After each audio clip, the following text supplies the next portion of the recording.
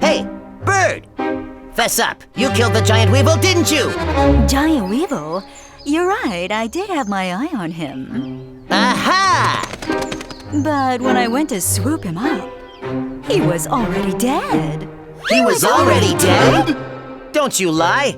You didn't want us to find out that you killed the weevil, so you took the dead body right under our noses. Ha! You probably ate him. Oh, that's just disgusting. I don't eat dead things. What? You don't eat dead things? That's right. I only go for things that are alive, like you guys.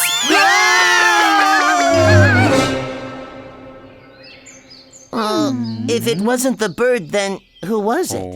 Oh. The culprit must have left some clue somewhere. This oak tree. After further investigation, we found out that the giant weevil enjoyed eating the sap that came out of oak trees. Maybe he was eating the sap.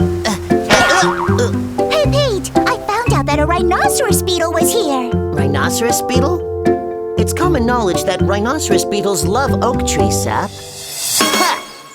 I know what happened. The rhinoceros beetle must have confronted the giant weevil who was eating the sap.